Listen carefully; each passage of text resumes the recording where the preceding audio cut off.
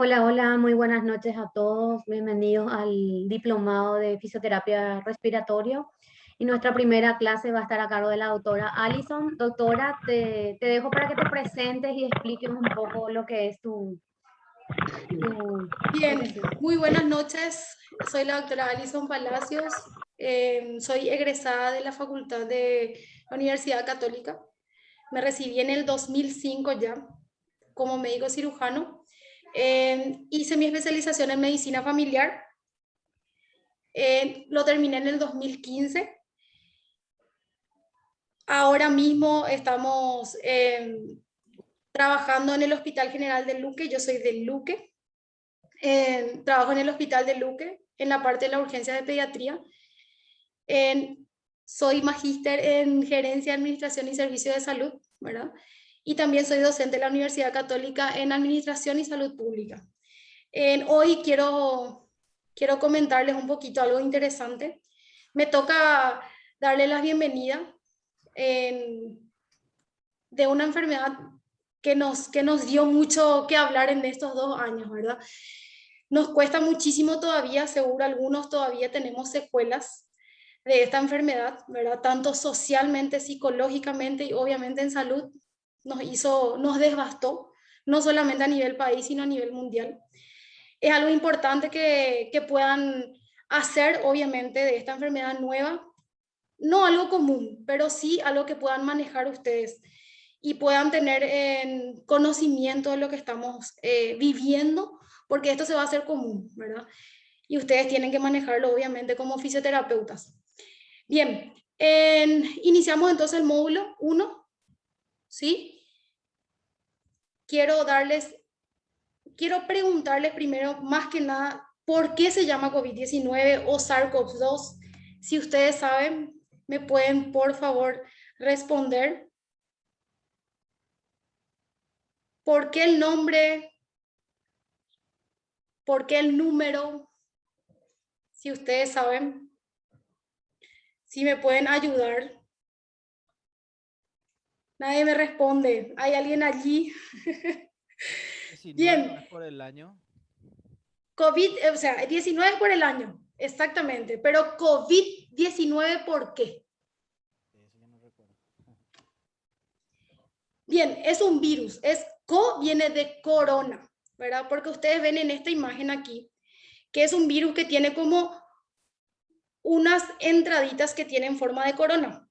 Entonces, esto es lo que le llamó la atención a las personas que vieron por primera vez el virus coronavirus, ¿verdad? El coronavirus tiene varias o sea, especies, como se diría, ¿verdad? En este caso, se lo denomina CO de coronavirus, VID de virus y 19 por el año en que se inició, ¿sí? Es una variante del SARS-CoV, ¿verdad? Que también se dice en otro nombre nada más, pero para nosotros es más bien COVID-19, ¿verdad? Para los latinoamericanos, para los europeos y estadounidenses es más SARS. Bueno, vamos a iniciar entonces. Quiero comentarles que este virus tiene una forma de corona, ¿verdad? Y esta forma de corona se debe a la forma que tiene todas estas espigas, ¿verdad? Spig se llama, espigas se le dice, ¿verdad? Que es obviamente el dominio de anclaje al receptor que nosotros los huéspedes tenemos, que se llama AC2, ¿verdad? Ese es el anclaje principal y no se olviden de este nombre porque este es el nombre principal que nosotros tenemos que recordar, ¿sí? Obviamente el virus tiene una membrana, tiene una envoltura proteica, ¿verdad? Y también tiene otras proteínas accesorias que son como la hemoglutinina estereasa, que obviamente hace que ellos tengan un metabolismo, ¿verdad? Y puedan inclusive mutarse, ¿verdad?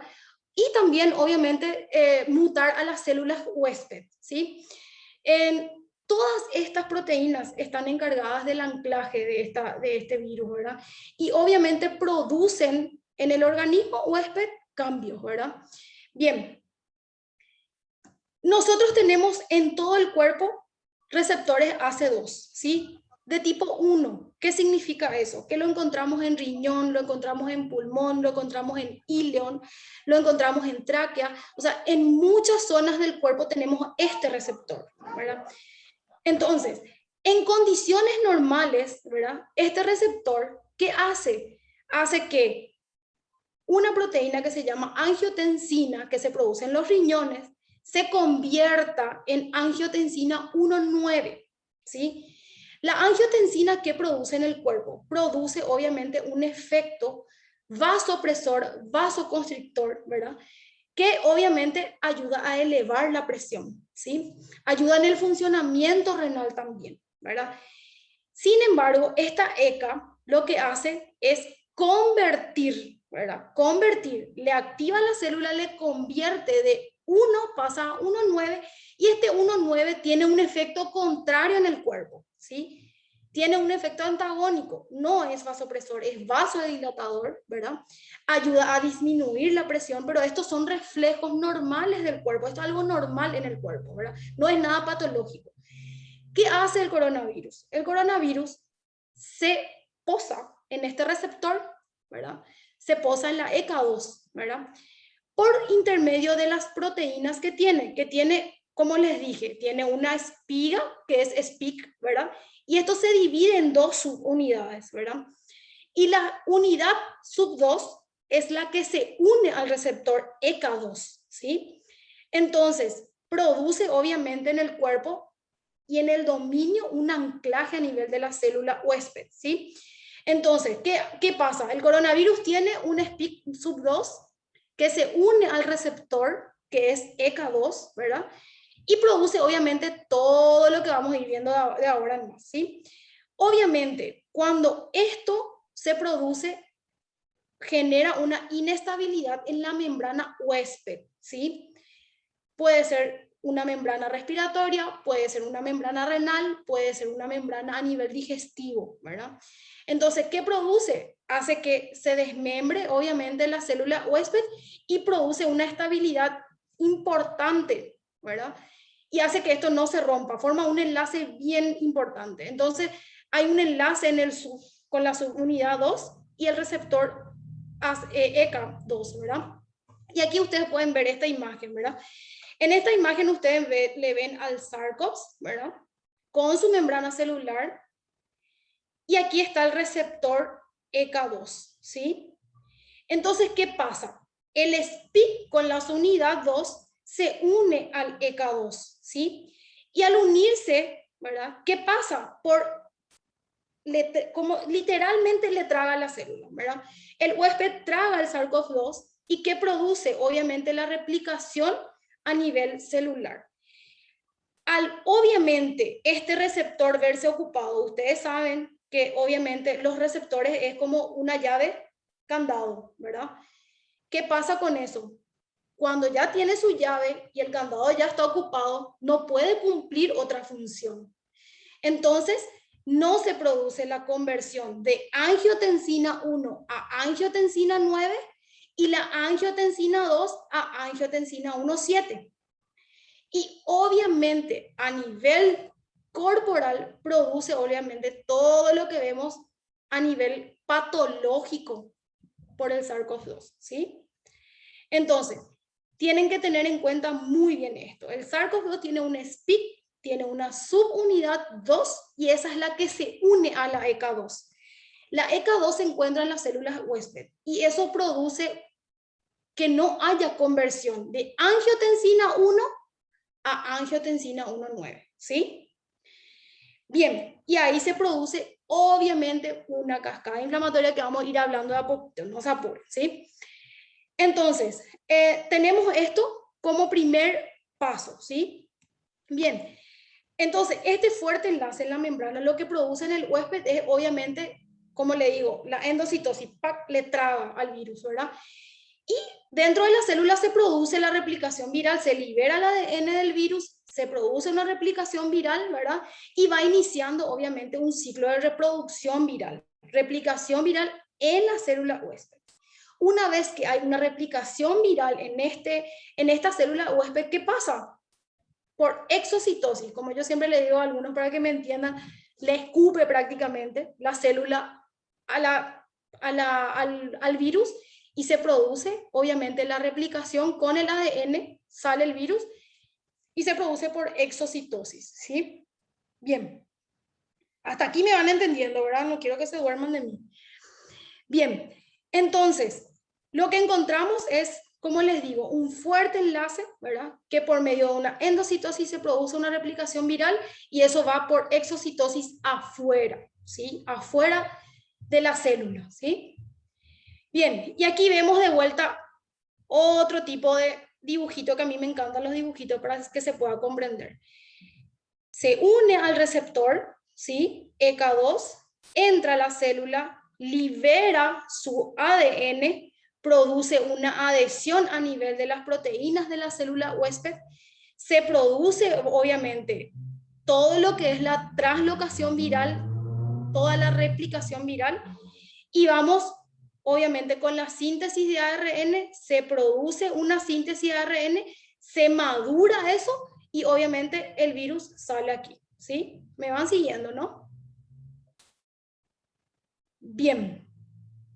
Entonces, el SARS-CoV-2, ¿qué significa? No tiene afinidad por ningún tipo de célula en sí, ¿verdad? Como les dije, la ECA2 se encuentra en todo el cuerpo, en varios lugares. Entonces, ¿qué pasa? No tiene un receptor específico, ¿verdad? Pero la afinidad peculiar que tiene la ECA2 es 10 a 20 veces más que por otro receptor, ¿sí? Entonces la ECA2 es prácticamente la niña bonita del SARS, ¿sí? Del SARS, perdón. ¿Entienden? Entonces, como es altamente afín a ellos, se produce obviamente todo este alto nivel contagioso que tenemos, porque la ECA encontramos en prácticamente todo el cuerpo, como le había dicho, ¿sí? Entonces se produce una afinidad importante y es como si fuese que nosotros inspiremos y prácticamente se van pegando, así, como si nada, ¿verdad? Entonces nosotros tenemos una afinidad al receptor del SARS-CoV-2, al receptor ECA, es alto, de 10 a 20 veces más. Y por eso, el poder de contagio es inmenso, ¿sí? Y es altamente contagioso, ¿sí? Me van siguiendo, ¿no? Para mí que se durmieron. Me van entendiendo hasta aquí porque esto quiero que entiendan bien, ¿sí? Sí, te estoy siguiendo, perfecto. Me están siguiendo. Bien, eso está bueno, que no te hayas dormido. Bien, entonces, nosotros tenemos obviamente células receptoras en todo el cuerpo, como les había dicho, ¿verdad? Independientemente del género y la edad. Obviamente siempre tenemos que tener en cuenta la edad y el género. ¿Por qué? Porque en los niños pequeños los receptores de ECA2 todavía no se encuentran madurados. Y es aquí porque el SARS-CoV-2 no da síntomas críticos en el niño, porque todavía el receptor no se encuentra madurado. Entonces, ¿qué pasa? El SARS-CoV-2 le ve ahí niñito todavía y le dice, no, este no me gusta. Entonces, por eso es que los síntomas en los niños es leve, ¿sí? En los niños no hay prácticamente enfermedades graves, ¿sí? Eso quiero que tengan muy en cuenta. Entonces, tenemos disponible en todo el organismo, en los neumocitos tipo 2, en la región pulmonar, tenemos en las células epiteliales estratificadas del exófago, tenemos en los enterocitos, como le había dicho, en el tubo digestivo, en el ilion, en el colon. A nivel renal tenemos también una gran cantidad de ECA, ¿verdad? A nivel de las células de la vejiga también tenemos gran cantidad, ¿verdad? Y obviamente siempre tener en cuenta esto, ¿por qué? Porque dentro de todo, el SARS-CoV-2 da más bien síntomas respiratorios, ¿sí? Pero a nivel de qué órgano va afectando, porque también existen síntomas diarreicos, también existen síntomas de anuria, sin tener sintomatología respiratoria, ¿sí? Quiero que tengan en cuenta eso. Hay pacientes que no desarrollan síntomas respiratorios, pero sí desarrollan síntomas gastroentéricos o urinarios. Entonces es importante tener en cuenta esto, ¿sí? La afinidad del SARS-CoV-2 a esta proteína, a este receptor es altamente. Entonces, ¿qué pasa? Si el SARS-CoV-2 no produce a nivel respiratorio la adhesión necesaria para producir síntomas, y sí a nivel del ileón, entonces produce más situaciones gastrointestinales que respiratorias. ¿Y a qué voy? Era el tema de la inmadurez. Le estaba hablando a nivel de los niños por qué no da síntomas respiratorios, pero sí da síntomas gastrointestinales. Entonces, en el niño, nosotros tenemos que tener alta sospecha de que si un niño está con una diarrea ya prolongada y obviamente no tiene síntomas respiratorios, tenemos que sospechar en SARS-CoV-2, ¿sí? Igual en los ancianos. En los ancianos, la misma cosa. ¿Qué pasa con el receptor? Existe poco receptor por la longevidad, ¿sí? Entonces, al haber poco receptor, puede ser un fumador que tenga poco receptor a nivel de las células respiratorias, tiene mayor receptor a nivel renal, entonces produce más anuria, ¿verdad? Produce una deshidratación y produce una insuficiencia renal. Entonces, todo esto tienen que tener en cuenta. Este receptor es, como le digo, la niña bonita del COVID.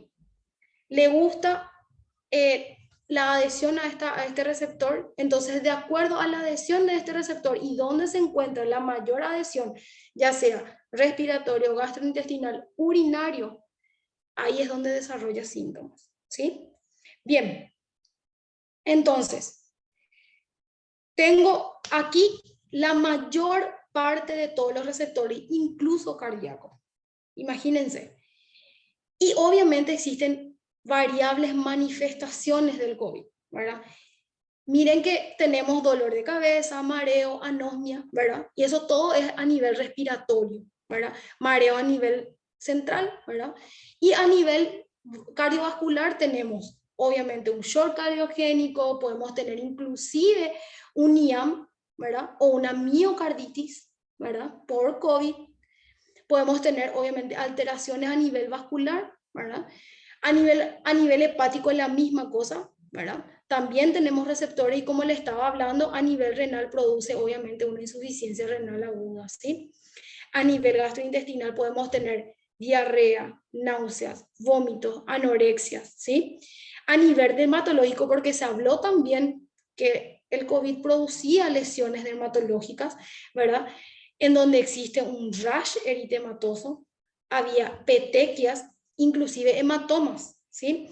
O sea, el COVID es algo que a todos nos agarró de sorpresa, pero ahora, en 2 años que fue estudiado, nos dio muchísimo panorama de poder entenderlo, ¿sí? Bien. Y quiero hablar un poquito aquí de la tormenta de citoquinas. Voy a mirar un poquito mi horario. Bien. Volvemos atrás y quiero comentarles un poco también sobre esto, ¿verdad? En cuanto a todo lo que es la fisiopatología del COVID, la base de todo es el enlace al receptor ECA, en donde se produce la replicación viral y obviamente produce apoptosis de la célula y van haciendo toda la cascada que nosotros tenemos, ¿sí? Bien, ahora quiero comentarles un poco. El COVID, ¿por qué es tan agresivo, verdad? Agresivo es uno porque tiene muchísima afinidad con este receptor, es 10 a 20 veces más afín de cualquier otro virus, ¿sí? ¿Y qué pasa? Con este virus tenemos obviamente la replicación viral y la apoptosis, o sea, la exocitosis del virus, y obviamente produce dentro de la célula cambios en el ARN, ¿sí? Esa traducción y esa transcripción generan obviamente 2 procesos, ¿sí? Estos 2 procesos están relacionados netamente con la célula huésped, ¿sí? El primer proceso, obviamente, ¿qué pasa? El virus entra en la célula, libera su ARN, produce un nuevo ARN dentro de la célula, ¿verdad? Y obviamente esto produce a nivel celular una respuesta, un estrés, ¿verdad? Y esa célula obviamente trata de defenderse porque es algo nuevo en ella que obviamente no entiende qué está pasando y se está replicando con mucho tiempo, ¿verdad? O sea, rapidez, con una rapidez importante. Entonces, como hace que estas proteínas virales generen un estrés en la célula se da cuenta de que no puede contra ella y ¿qué hace? Va muriendo lentamente, ¿verdad? Hablamos de células diana en las células huésped, ¿sí? Entonces, lo primero, como les digo, está relacionado con la fabricación de proteínas virales que hacen que la célula huésped tenga un estrés y eso hace y genere una apoptosis, ¿sí? Bien, y en el segundo paso tenemos obviamente el ARN ya producido dentro de la célula, tiene ya un patrón, ¿verdad? Que eso se va a liberar afuera, ¿verdad? En el intersticio se va a liberar y obviamente esa célula que se libera también genera una respuesta, ¿sí?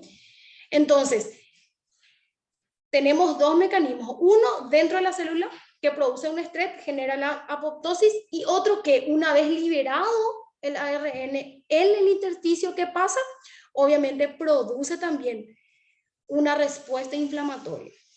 ¿Por qué? Porque el sarco no es conocido en el ambiente, en el intersticio. Entonces, ¿qué hace el cuerpo? Obviamente, si ya no anduvo la respuesta, ¿verdad?, de defensa a nivel intracelular y a nivel extracelular, obviamente necesitan otro tipo de defensa y ahí tenemos todo lo que viene. Los macrófagos, los neutrófilos, los linfocitos T, ¿verdad?, que están alerta, ¿verdad? Como se dan cuenta que una célula está sufriendo, ¿verdad?, se genera una apoptosis y ellos están ahí pendientes de qué es lo que le está generando eso. Y una vez expulsado el virus, se dan cuenta que eso fue lo que produjo así en las células y ellos también tienen que producir una respuesta inflamatoria contra ese virus. ¿Estamos? Entonces es ahí donde se inicia una cascada inflamatoria. ¿Estamos? Por todo lo que les dije, por todas las células, los macrófagos, los neutrófilos, los linfocitos, ¿verdad? Y obviamente el cuerpo se defiende, ¿sí? Bien, y aquí quiero que entiendan, ¿verdad?, este proceso. Nosotros tenemos el SARS-CoV-2, se une al neumocito, infecta al neumocito. Obviamente esta célula, ¿verdad?, produce cambios en sus receptores y eso se da cuenta. Todo lo que vemos aquí, los neutrófilos, los macrófagos, ¿verdad? Entonces, ¿qué pasa? Los neutrófilos, los monocitos, todas las células, obviamente, ¿qué hacen? Van directo a la lesión de esta célula. Obviamente esta célula genera esa señal, ¿verdad?, para que todas estas células vayan a su ayuda, ¿sí? Una vez que la célula se encuentra infectada, ¿verdad?, ¿qué pasa? Muere, ¿verdad? Y eso es la apoptosis celular. Esta apoptosis celular genera señales, estas señales, ¿verdad? Y estas señales lo que hace es, obviamente, avisarle a las demás células que se encuentran en el intersticio, los monocitos, los neutrófilos y los macrófagos, a que algo me está pasando, ¿verdad? Y ahí es donde esta célula, al morir, genera interleucinas, ¿sí?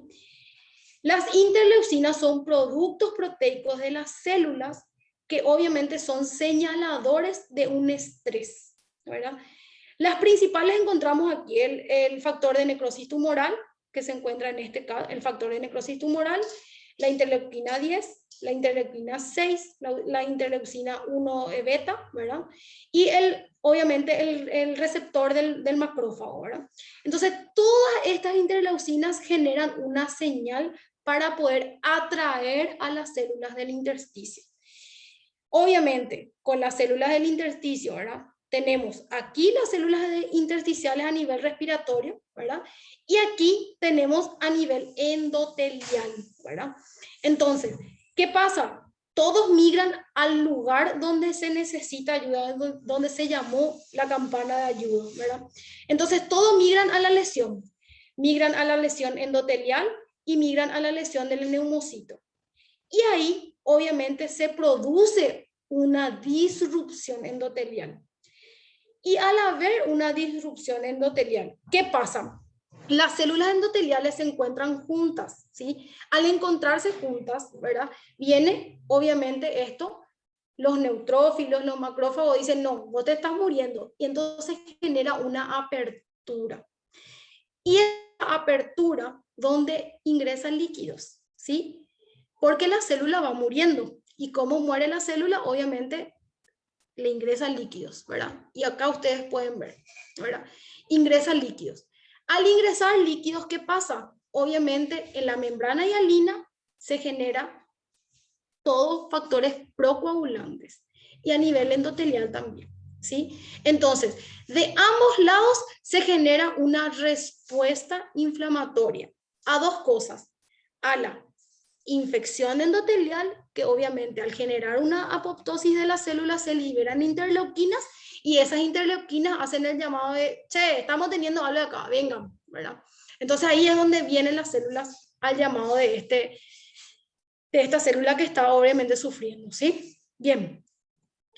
Entonces, en esta respuesta inmune, como les dije, tenemos el factor de necrosis tumoral, tenemos la interleuquina beta, tenemos la interleucina de 6 a la 12, tenemos la proteína 10, que es la inducible de la interferón gamma, ¿verdad?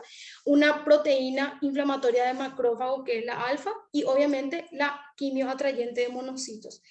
Estas células, obviamente, son, como les digo, los policías de la célula, ¿verdad? Si ellos ven algo que no está bien, que no está andando en la célula, ellos vienen al rescate de esta célula, ¿sí? Bien, me están siguiendo, ¿verdad? Me tienen ahí todavía. Bien, entonces, ¿qué pasa con esta tormenta de citoquinas? Esta tormenta de citoquinas lo que genera, obviamente, es un círculo vicioso, ¿sí? Un círculo vicioso que nunca termina, ¿verdad? Y este círculo vicioso obviamente está relacionado al distrés respiratorio que nosotros conocemos, ¿verdad? ¿Por qué? Porque al haber tanta tormenta, tanto llamado de auxilio, ¿qué hace el cuerpo? Obviamente no, aquí no podemos más hacer nada. Ya le mandé al macrófago, ya le mandé al neutrófilo, ya le mandé al linfocito y ninguno me está pudiendo responder o no me está pudiendo atacar esta infección. Entonces, ¿qué hace? Obviamente no podemos con esta infección, produce fibrina. Y al producir fibrina, ¿verdad? Entonces se encapsulan todas las células ahí, ¿sí? Genera como un tapón, ¿verdad? Y bueno, aquí terminó. Así, prácticamente el cuerpo dice, che, aquí generamos un tapón y aquí terminó. Pero ese tapón genera otra vez otra respuesta, ¿verdad? Que vamos a ir viendo de a poquito. Bien, aquí quiero mostrarles cómo se produce, obviamente, la inflamación a nivel pulmonar, que ya les había comentado. Les quiero volver a recalcar porque es algo repetitivo, pero no quiero que lo olviden, ¿sí? Entonces, ¿qué pasa? El SARS-CoV infecta la célula, obviamente la célula en apoptosis genera interferones, ¿verdad? Y estos interferones hacen que la célula, ¿verdad? Los neutrófilos, los linfocitos, los macrófagos, vayan al auxilio de esta célula. Y al haber, obviamente, la presentación de todo toda esta pedido de ayuda, ¿qué hay? Hay una respuesta humoral. Y al haber una respuesta tumoral, existen, obviamente, la liberación de todo lo que es las interleucinas y los factores pro ayuda de la célula, ¿verdad? Bien, los linfocitos T4 también están en ayuda, ¿verdad? En respuesta a los neutrófilos, producen interferón gamma y los linfocitos T, CD4 y T, CD8, producen gran cantidad de citoquinas y eso obviamente ayuda a la hiperinflamación pulmonar, ¿sí? Y la hiperinflamación pulmonar obviamente libera más citoquinas, libera más respuesta inflamatoria y ahí es donde ya no tenemos punto atrás, ¿sí? Ahí es donde nos quedamos y ya no podemos más, ¿sí? Bien, seguimos. Entonces, la primera línea de defensa que tenemos dentro de la vía respiratoria es los macrófagos alveolares y las células dendríticas, ¿verdad? ¿Qué pasa con los macrófagos, verdad? Viene la célula, le devora al COVID, al SARS, al virus, le devora y presenta sus antígenos. Al presentar los antígenos, ¿qué pasa? Obviamente ese antígeno no es reconocible. O sea, este antígeno no es algo normal que yo tengo en el cuerpo y produce obviamente partículas virales y respuesta de vuelta inflamatoria. Esto es a nivel respiratorio, ¿verdad? Entonces, tener en cuenta siempre de que la célula huésped siempre son los neumocitos a nivel respiratorio y a nivel, obviamente, de las células de la vejiga y del tubo digestivo también existen células, ¿sí? Eso no quiero que lo olviden, ¿estamos? Bien, entonces, existen dos vías por las cuales obviamente se presentan estos antígenos. Uno es cuando el macrófago le traga a la célula, al virus, ¿verdad? Y obviamente esto genera la muerte del virus y ellos hacen exponer los antígenos, ¿sí? Una vez que esto se expone, se dice, ah, no, esto no es algo reconocido, entonces atraen más neutrófilos, atraen más macrófagos, atraen más linfocitos, ¿sí? Para ver qué es lo que está pasando en esta célula, ¿verdad? Que tiene, obviamente, antígenos que están exponiéndose que no son conocidos por el cuerpo, ¿sí?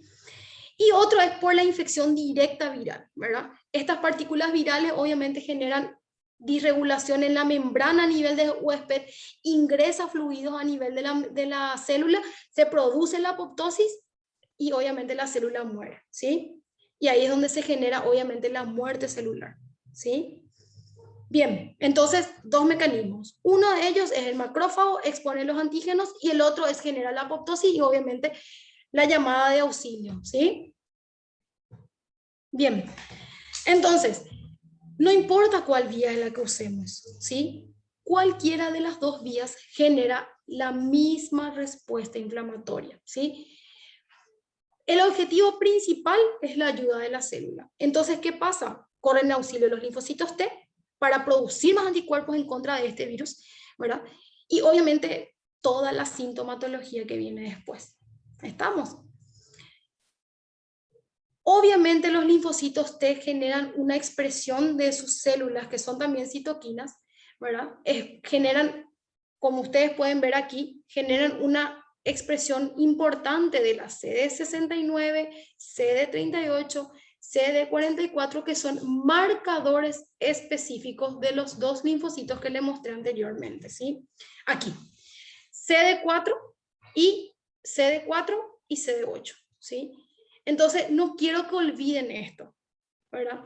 Porque esta célula de neutrófilos produce otra vez una respuesta celular que genera el llamado de estos dos linfocitos que son los principales actores, ¿sí?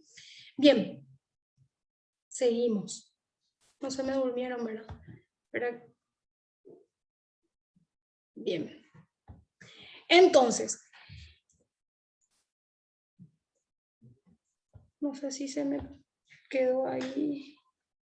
Bien, entonces, independientemente de la vía, ya sea por apoptosis celular o por la replicación viral con exposición de antígenos, igual el objetivo principal es vengan, ayúdenme, ¿sí? Entonces, tenemos los linfocitos T que son activados por estas interleuquinas, ¿verdad? Como les había mencionado, interleuquina 1 beta, proteína 10, interferón gamma y la proteína quimioatrayente de monocitos tipo 1. Una vez que esto se encuentra dentro del órgano, ya sea corazón, ya sea gastrointestinal, ya sea a nivel pulmonar o a nivel urinario, obviamente, ¿qué pasa? Este subtipo CD4, ¿qué hace? Libera, dice, vengan, vengan, necesito que me ayuden con esta infección, y libera muchísima interleuquina, ¿verdad? Y esta interleuquina 6 es la que ayuda obviamente al llamado de los neutrófilos y más macrófagos, ¿verdad? Y obviamente al factor estimulante de colonias de granulocitos y macrófagos, ¿sí? Entonces, ¿cómo?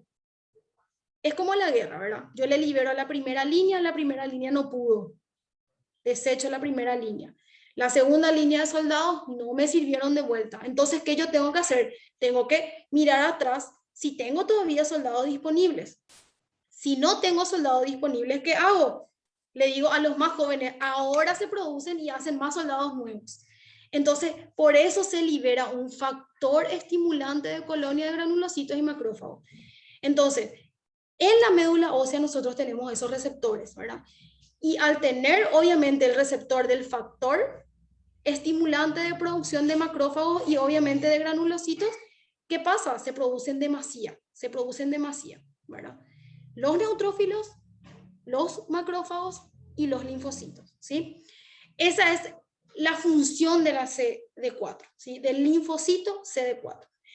Y de la función del linfocito CD8, entonces, ¿qué hace? Es como si fuese que necesitamos más, le avisa, necesitamos más, necesitamos más, necesitamos más.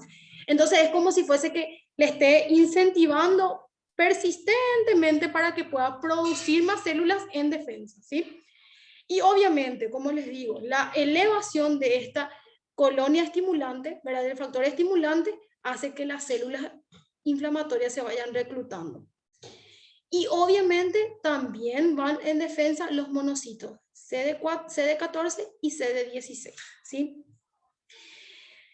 Que a su vez, obviamente, al tener un gran llamado por el factor estimulante de macrófagos y granulocitos, estos monocitos también dicen, ah, no, tenemos otro tipo de célula, tenemos más monocitos. Entonces, estos monocitos también de vuelta activan, ¿verdad?, la liberación de los macrófagos y de los neutrófilos, ¿sí? Con los granulocitos. Y también aumenta la liberación de interleuquina 6. Entonces, es como un círculo potenciador, ¿sí? Tenemos que tener en cuenta que las células T son las que siempre se encargan de todo lo que es la parte viral, ¿sí? Entonces, al tener una respuesta inflamatoria viral en donde hay apoptosis de muchas células en corto tiempo, ellos producen en demasía. El cuerpo es muy inteligente, produce en demasía, que no se da cuenta, ¿verdad? Que lo único que ellos quieren es taponar esa infección, ¿verdad? Y si no pueden taponar esa infección, buscan otro método, que es producir células. Entonces, buscan otro método, vamos, producimos células porque acá no podemos con esta infección, necesitamos más, necesitamos más. Entonces, es un círculo vicioso. ¿Estamos? Bien.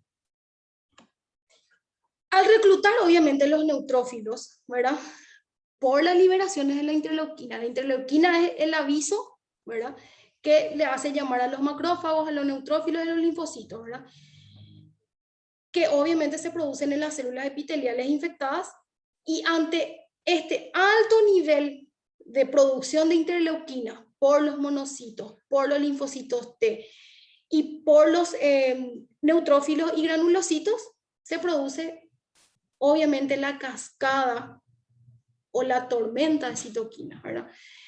Y el resultado final, ¿cuál es?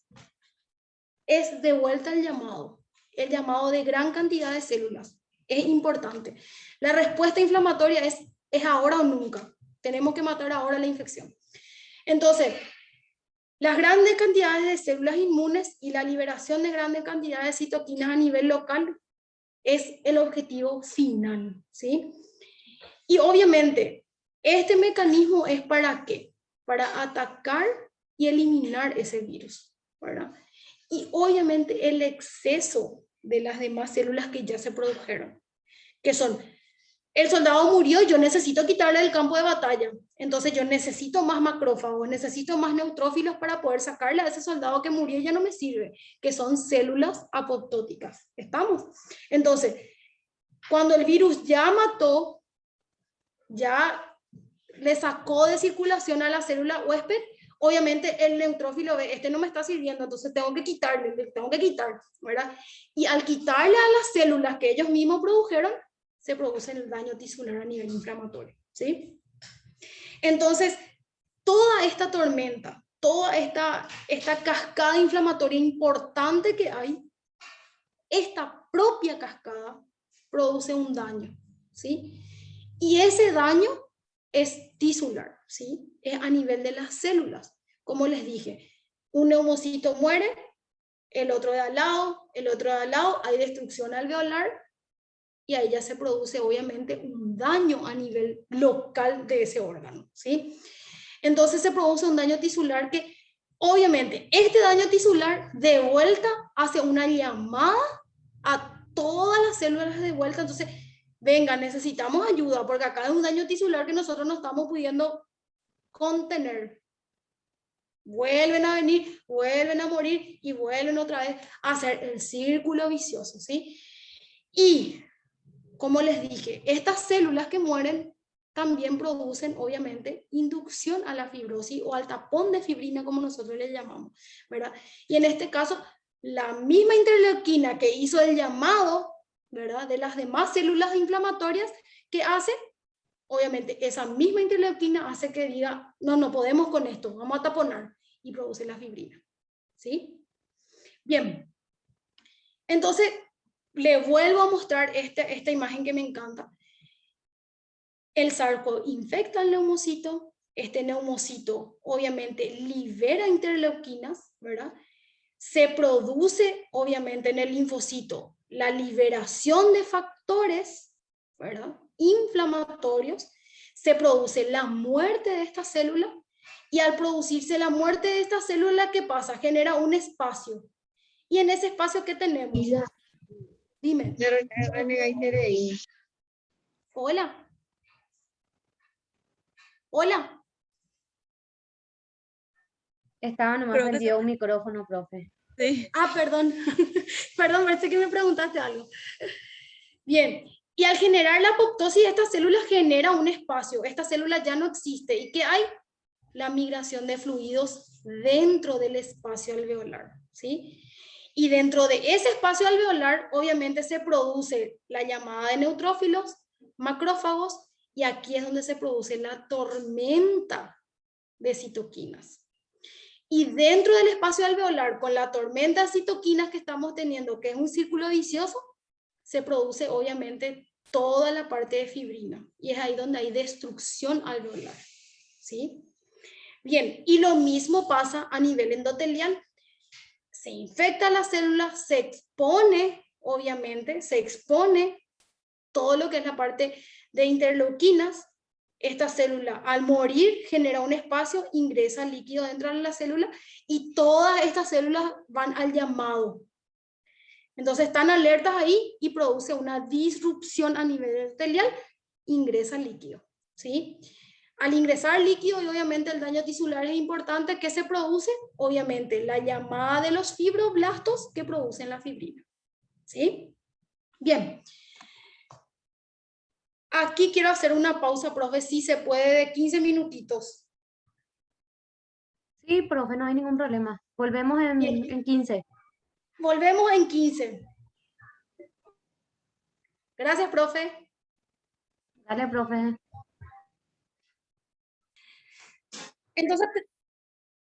Entonces tenemos bien definido todo esto, ¿verdad?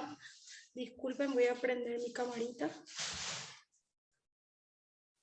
Ahí estamos. Bien, entonces tenemos todo definido esto, ¿verdad? En la cascada inflamatoria importante, mediada por la respuesta inflamatoria importante, ¿sí?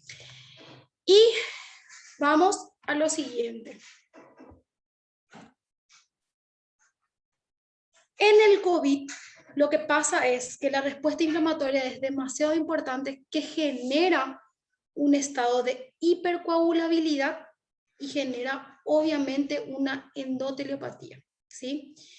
Y al generar esta endoteliopatía y esta hipercoagulabilidad, obviamente por el tapón de fibrina que estábamos hablando y una disrupción en la membrana del endotelio, es lo que produce toda la migración de las células inflamatorias a este sitio, ¿verdad?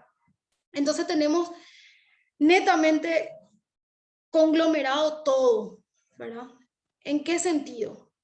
La explicación obviamente se genera del por qué uno tiene síntomas respiratorios, porque obviamente el neumocito que murió ya no está para hacer el intercambio gaseoso y ese neumocito que murió obviamente generó un tapón y ya no hay la expansión pulmonar, ¿sí?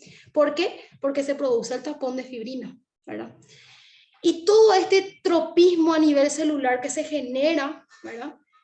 Obviamente genera los diversos síntomas a nivel de COVID, ¿verdad? Vemos que también el endotelio está súper golpeado, como les mostré en esta imagen. Para mí es el resumen de todo lo que vemos en COVID, ¿verdad?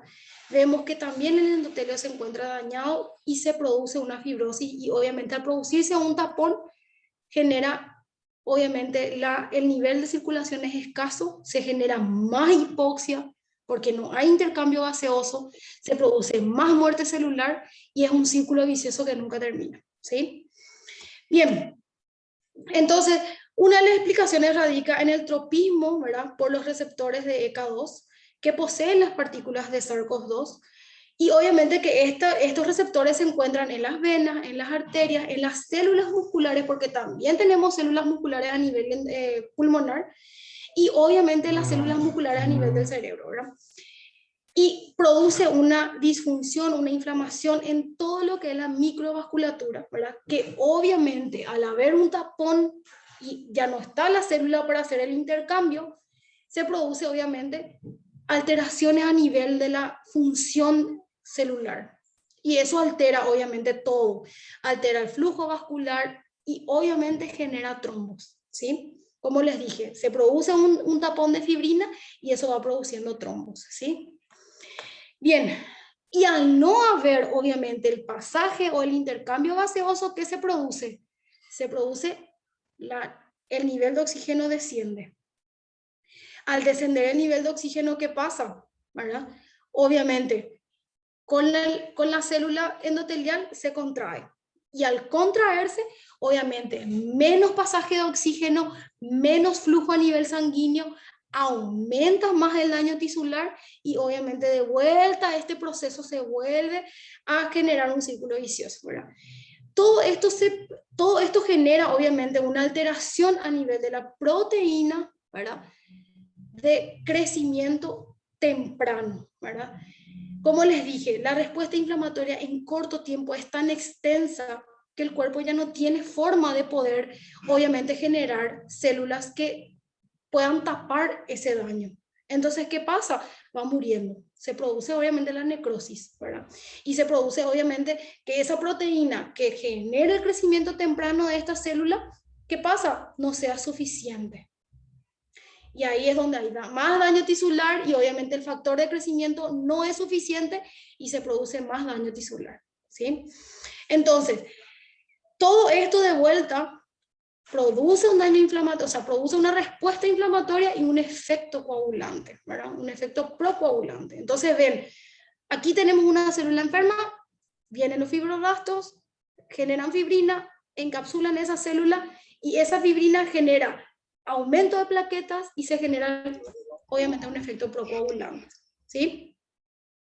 Bien, entonces, aquí también tenemos algo que me gusta mucho comparar, ¿verdad?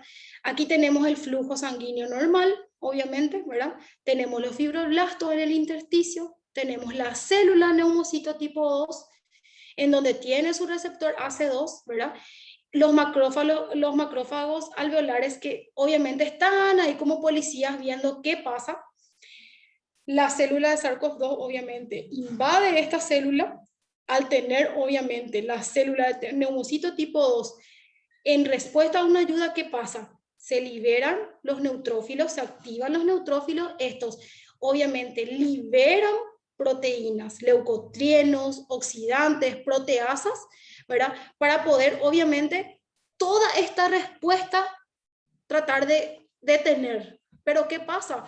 Esta respuesta, como es en gran cantidad, obviamente genera el círculo vicioso de vuelta. Todo lo que es liberado por los neutrófilos, obviamente esta proteasa, estos leucotrienos atraen a más macrófagos que liberan las interleucinas, que liberan el factor de necrosis tumoral y obviamente van produciendo fibrina, ¿sí? En el intersticio alveolar esto está pasando, ¿sí? Y obviamente se inactiva un surfactante que produce las células de tipo 1, ¿sí? A nivel endotelial pasa la misma cosa. Se infecta la célula, ¿verdad? Se recuerdan que produce una apoptosis celular y una apertura en el intersticio con el endotelio. Hay aumento de líquido, estas células van migrando y se produce obviamente la concentración alta de plaquetas que generan como un trombo a nivel intracelular, ¿sí? Y como les digo, se va generando en un círculo vicioso demasiado que no puede el cuerpo, obviamente, generar un factor estimulante para la curación de esto. ¿Estamos? Bien.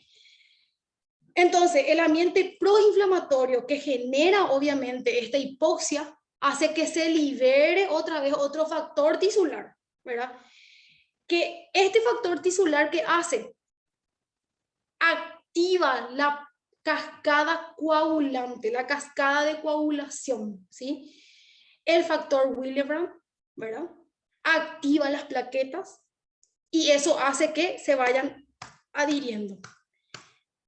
Está la fibrina, la plaqueta y se van adhiriendo, se van adhiriendo, se van adhiriendo y genera un trombo mucho más grande que hace que la circulación no sea buena, ¿verdad? Entonces, todo esto es un pool de células. Todo lo que es la parte de fibrina, todo lo que es la parte inflamatoria, es un pool de células, neutrófilos, linfocitos, plaquetas, monocitos. Todo esto genera obviamente otra cascada de coagulación que es obviamente por el factor tisular y es el factor 7A. ¿Estamos? Bien, entonces tenemos aquí todo lo que pasa con el SARS-CoV. De vuelta una imagen para que recuerden, ¿sí? Ingresa el SARS-CoV-2 a nivel respiratorio. Obviamente, ese SARS-CoV-2 genera atracción de monocitos, genera un daño tisular y genera obviamente una muerte celular que hace que los neutrófilos vayan aumentando en el sitio, ¿verdad? Hace que se llame a los monocitos y este monocito lo que hace es exponer el factor tisular, el factor de daño tisular. Y este factor tisular lo que hace es activar la coagulación para la producción de fibrina, ¿sí? ¿Qué pasa? Esto es por una parte con los monocitos. Por otra parte están los neutrófilos, ¿verdad? Que hacen que se liberen citoquinas, la interleuquina 6, ¿verdad? Que es la principal. Se liberan las interleuquinas. Estos son mediadores, obviamente, proinflamatorios, que hacen que atraiga plaquetas, monocitos, neutrófilos, macrófagos, linfocitos, y obviamente se liberan más interleuquinas. Y se liberan, obviamente, factores de coagulación. Y ahí tenemos la formación de trombos y plaquetas, y a esto es lo que llamamos fibrina, ¿sí? Entonces, es importante entender esto. Son varias vías por las cuales el SARS-CoV-2 genera una atracción de llamada del cuerpo, en donde el cuerpo lo que hace es tratar de detener esta infección, ¿sí? Bien. Ahora, eso es por la parte fisiopatológica, ¿verdad? Pero también tenemos que tener en cuenta qué es lo que produce este cambio celular a nivel inmunológico, a nivel sintomatológico, ¿sí?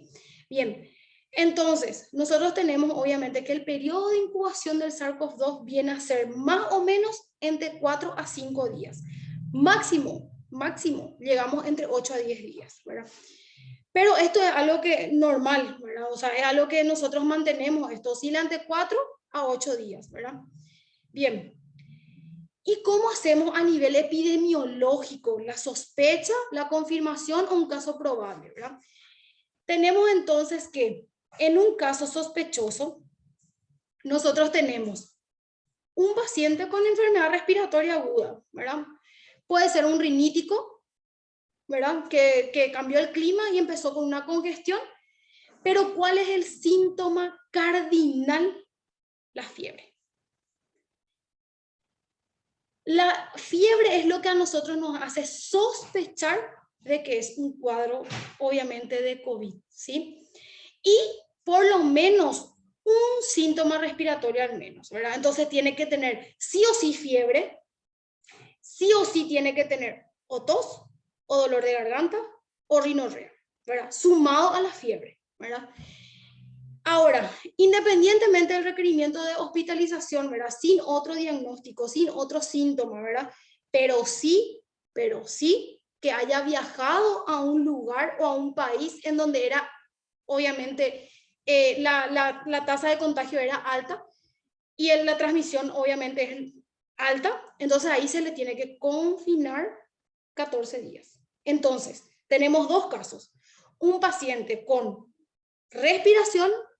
con enfermedad respiratoria aguda, síntoma cardinal, fiebre, tos, dolor de garganta, rinorrea.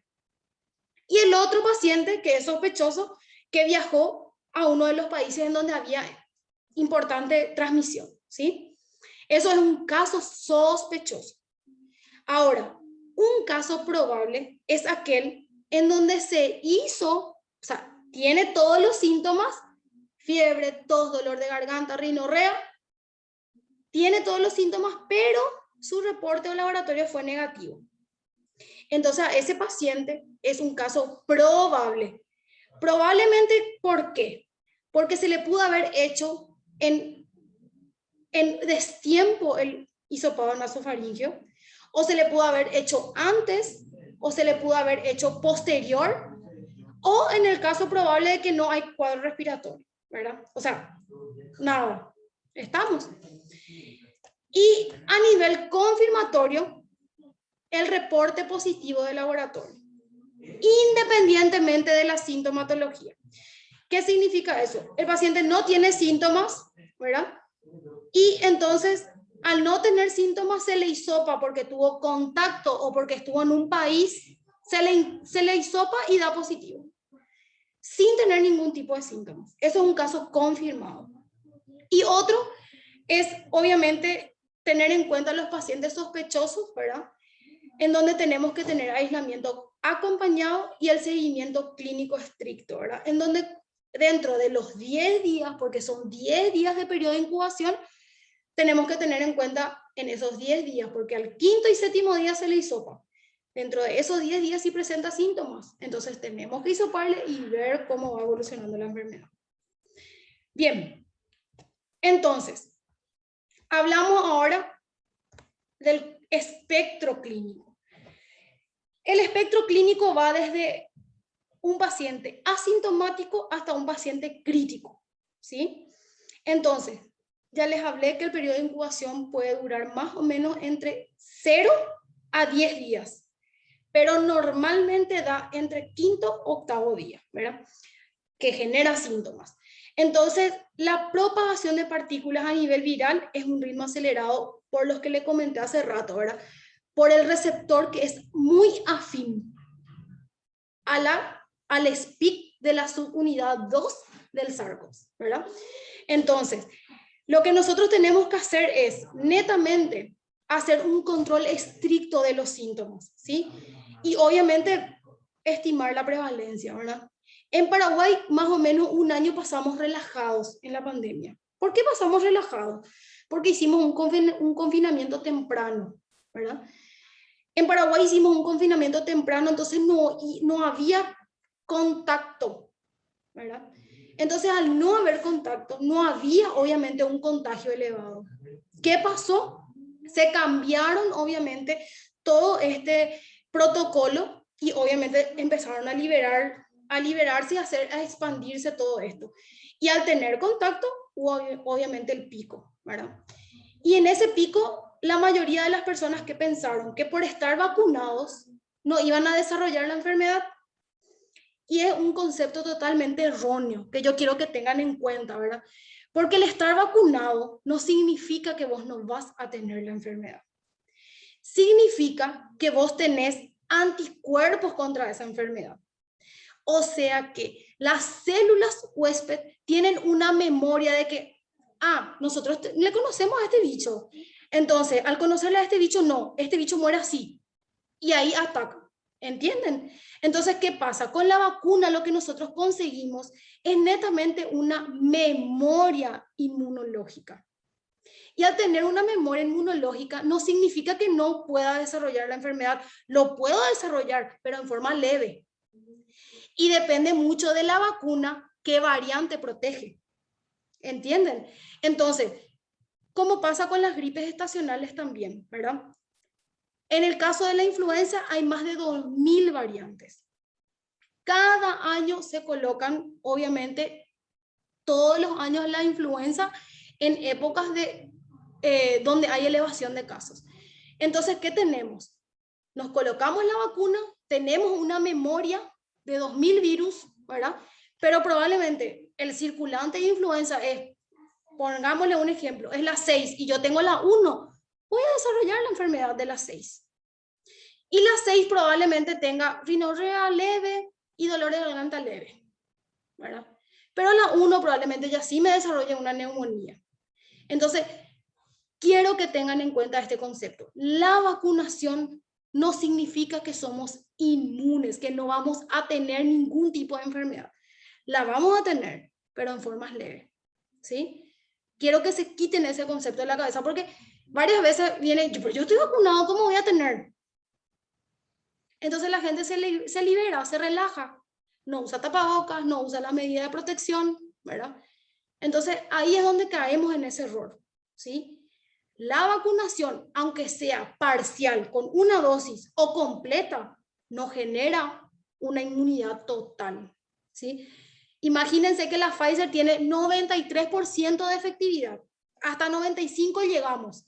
Tenemos ese 5% en donde podemos desarrollar una enfermedad grave, ¿sí?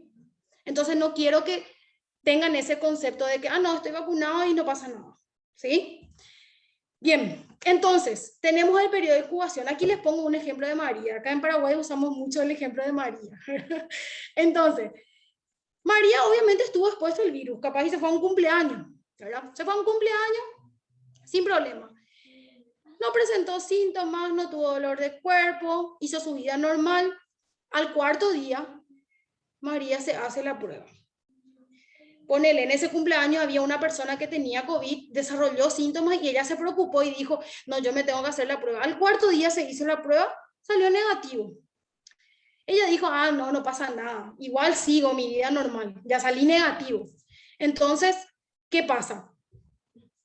María sigue haciendo su reunión de amigos, sigue haciendo todo el proceso que antes hacía, su vida normal, trabajo, escuela, cumpleaños, socialmente hablando, María hizo lo mismo. Al 6.º día eso, ¿verdad? Al 8.º día, ¿qué pasa? María empieza a tener fiebre. ¿Qué es lo que pasa acá? Me duele la cabeza, tengo dolor de garganta, empecé a presentar síntomas respiratorios. Y ahí María, obviamente, contrajo el virus, ¿sí? Y obviamente María tiene que pensar que en esos 8 días estuvo en contacto con varias personas. ¿Entienden? Entonces, al estar en contacto en esos 8 días, ¿cómo te vas a recordar dónde estuviste, con quién estuviste, qué hiciste, qué no hiciste? Entonces, ¿qué pasa? Las personas con quien ella tuvo contacto, ya sea familiar o socialmente hablando, ¿qué pasó? Obviamente en 48 horas estuvieron expuestas al virus. Y al 10.º día, ¿qué pasó? María ya presentó todos los síntomas y dio positivo al COVID, ¿sí? Entonces, tengan en cuenta que la oscilación de la infección o el periodo de incubación del COVID es 10 días. ¿Estamos? Bien. Y presentamos, obviamente, las formas, el espectro clínico, ¿verdad? Entonces tenemos una forma asintomática, ¿verdad? Una forma asintomática donde no pasa nada, ¿verdad? Tenemos un hisopado positivo sin síntomas, sin fiebre, sin dolor de cabeza, no hay ninguna alteración a nivel celular, nada, ¿verdad? Pero obviamente estoy infectada y puedo contagiar. Que sea así, quiere decir que no pueda contagiar, ¿sí? Entonces, siempre tener en cuenta que todo este mecanismo en el SARS es algo camuflado, ¿sí? Puedo estar infectada, tengo que hacer el aislamiento correspondiente porque hay gente que dice, di positivo, pero no tengo chorreo de nariz. ¿Y qué pasó? No se aisló, se fue al banco, firmó, vino otra vez, hizo su vida normal, pero él es positivo, asintomático, pero igual pudo haber infectado. Porque todas las secreciones obviamente están contaminadas, ¿sí? Bien, entonces, hay que tener en cuenta, como les dije anteriormente, que en la capacidad de enlace del receptor, como les había nombrado, y el número de receptores a nivel pediátrico y a nivel, obviamente, de adulto mayor está disminuido. Entonces, ¿qué pasa? Este SARS-CoV-2 hace una respuesta inflamatoria, pero leve, incluso nula, ¿sí? ¿Por qué? Porque no tiene dónde unirse, no tiene este receptor en los niños ni en los adultos. Entonces, la respuesta es poca, es nula, ¿sí? Entonces, por eso genera, obviamente, una respuesta asintomática, ¿sí? Pero da positivo porque hay contacto con el virus, ¿entienden? Bien, entonces, en los asintomáticos que tenemos, obviamente hay replicación viral, obviamente hay una interacción viral, o sea, una interacción de proteínas virales con el medio, ¿verdad? Y se produce algo que no, o sea, la duda, si no hay síntomas, ¿qué trato? Entonces, es un periodo asintomático donde no tenemos ni fiebre, no tenemos chorreo de nariz, no tenemos ningún tipo de síntomas, ¿verdad? Entonces, ¿qué pasa? ¿Se trata, no se trata? ¿Nos vacunamos, no nos vacunamos? Esta es la respuesta, o sea, la pregunta que nos hacemos, ¿verdad?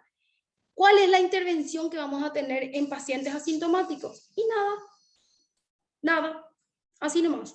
Ni vacunas, ni profilaxis, nada. ¿Estamos? Bien.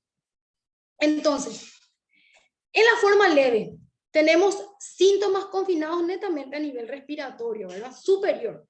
Sí o sí existe fiebre, hay malestar general, ¿verdad? Hay cambios imagenológicos y también hay el hisopado positivo. ¿Alguno de ustedes ya tuvo COVID? Eso quiero preguntar, antes de empezar todo esto. ¿Alguno de ustedes ya tuvo COVID? ¿Ninguno?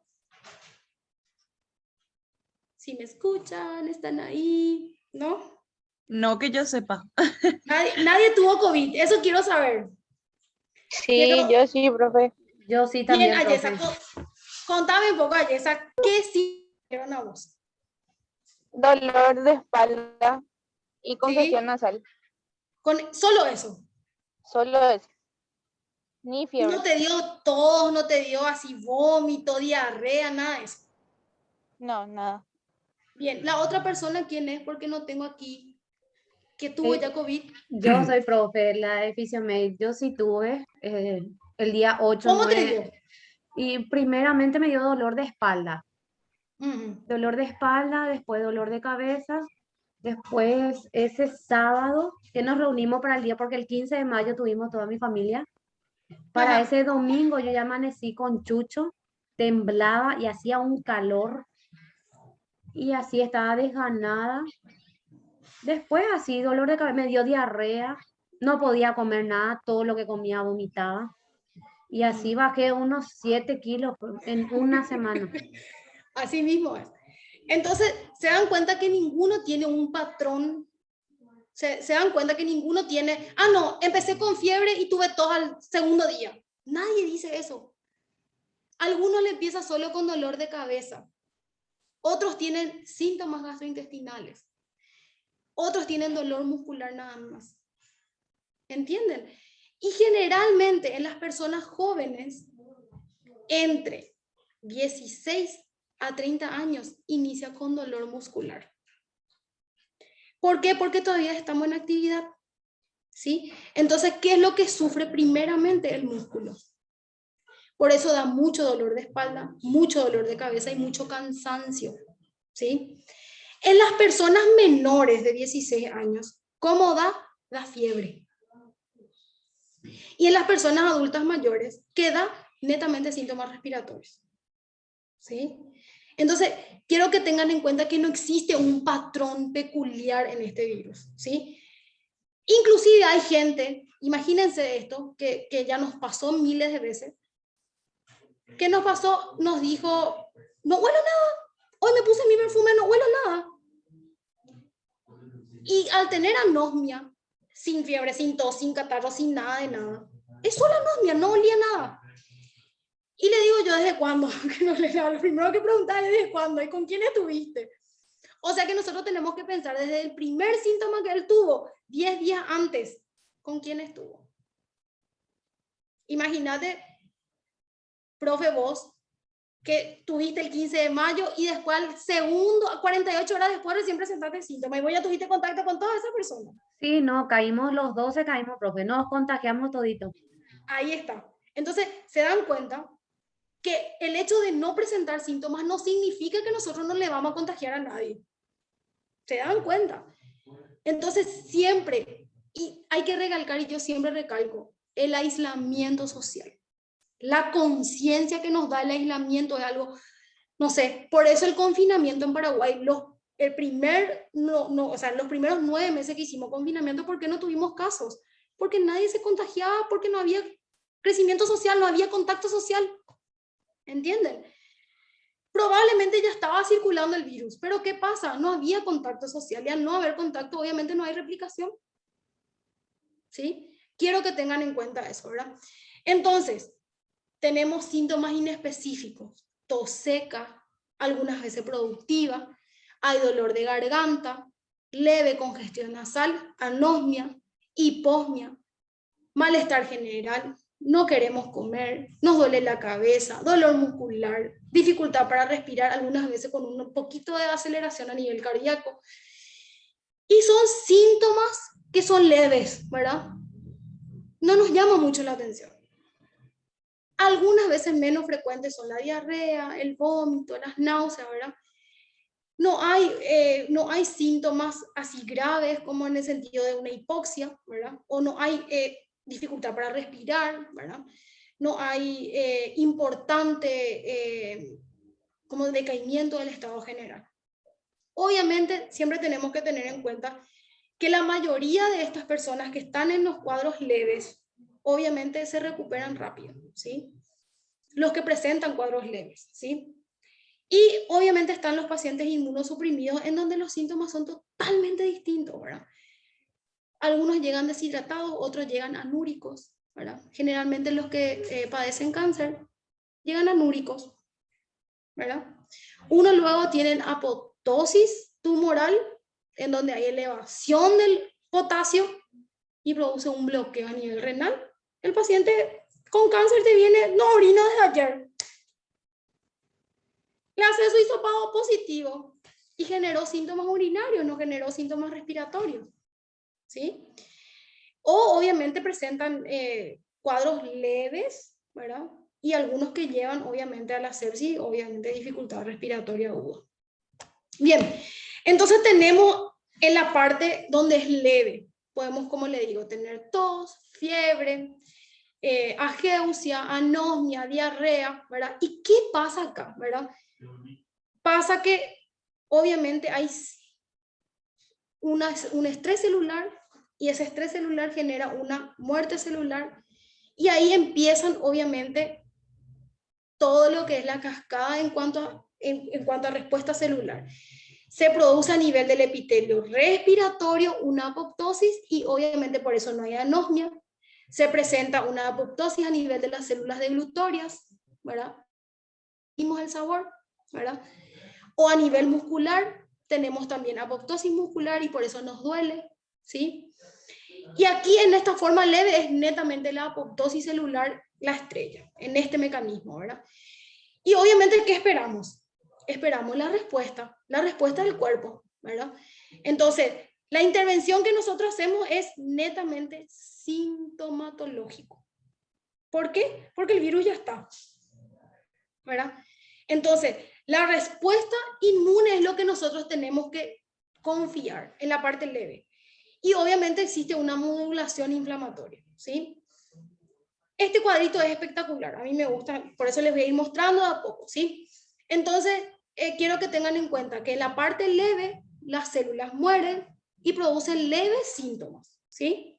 Bien, entonces, tenemos en la parte moderada, aquí ya vamos un poco más, tenemos pacientes con signos de neumonía, donde ya hay cambios imagenológicos y donde el hisopado ya es positivo, ¿verdad? Entonces, puede presentarte con fiebre, puede presentarse sin fiebre, ¿sí? Y obviamente los datos clínicos de neumonía severa, en donde hay tos, ¿verdad? Aumento de la frecuencia, ya empieza el UQA, ¿verdad? Obviamente, cada edad tiene una frecuencia respiratoria, ¿verdad? Que oscila en ese número, entonces vos tenés que controlar. En el niño es más acelerado y en el anciano es un poco más lento, ¿verdad? Entonces vos ves una frecuencia respiratoria en el adulto mayor un poco acelerada y obviamente te tiene que llamar la atención, ¿verdad? Y obviamente aquí no hay datos de neumonía severa. ¿Qué significa eso? Es una neumonía en donde probablemente con una medicación oral vaya saliendo, ¿verdad? Y tampoco existe desaturación, ¿sí? En la forma moderada. Estamos hablando de la moderada. Bien, Entonces tenemos la forma moderada, en donde hay una innata respuesta inmune, ¿sí? En donde ya existe, obviamente, o sea, ya existe una dificultad a nivel respiratorio. Y ahí ya hablamos de la respuesta que generó la apoptosis, generó en las células inflamatorias. ¿Se acuerdan que los macrófagos y las células dendríticas se encontraban dentro del alveolo pulmonar? Entonces, ¿qué pasó? Ya se activó este mecanismo. Ya se activó el mecanismo de las células dendríticas, las natural killer, los monocitos y los macrófagos. Entonces, ¿qué hay? Hay ya una respuesta inmune en la parte moderada, en donde ya existe destrucción alveolar y ya hay una activación de la coagulación. ¿Sí? Entonces, ahí nosotros, ¿qué tenemos que hacer? Tenemos que, obviamente, hacer tratamiento símbico y oxigenoterapia. Hay pacientes que no se percatan de que les falta oxígeno, ¿sí? ¿Qué significa eso? Ellos están en un cumpleaños, hablando con cualquiera y de repente, ay, me siento cansado. Si vos le llegás a saturar a ese paciente en ese momento, probablemente sí tenga una saturación disminuida, ¿sí? Entre 95, 96, 97 va a llegar. ¿Estamos? Entonces, me siento cansado. No puede comer como antes comía porque tiene que hacer una pausa para poder respirar. ¿Por qué? Porque ya hay una respuesta inflamatoria y ya hay una coagulación. Ya se está formando fibrina y el espacio alveolar está disminuido en metro cuadrado. ¿Estamos? Entonces, tienen que tener en cuenta eso, ¿verdad? Que en esta respuesta inmune, en un estadio a nivel del COVID, quiero que tengan en cuenta que en la enfermedad moderada ya existe ya el inicio de una secuencia proinflamatoria y procoagulatoria. Entonces, acá sí, cuando ya te sentís cansado, ya algunas veces te cuesta hacer actividades normales, entonces ahí tenemos que acudir a la oxigenoterapia, ¿sí? ¿Estamos? Bien. Pasamos a la siguiente, en la forma severa. Obviamente, ¿qué pasó? Estas células generaron una respuesta inflamatoria importante, en donde yo ya le estaba diciendo que el factor estimulante ya no estaba haciendo a lo que podía contener esa inflamación, y pasamos en donde ya hay una disnea importante, en donde las respiraciones están aumentadas, en donde la saturación está disminuida y obviamente la presión alveolar está disminuida, ¿sí? Y ya existe también imágenes que progresan el 50% de lo que era anteriormente, ¿verdad? Dentro de 48 horas, ¿sí? Y el hisopado positivo. Entonces, nosotros tenemos una, entre la moderada y la severa, existe solamente 2 a 3 días de diferencia.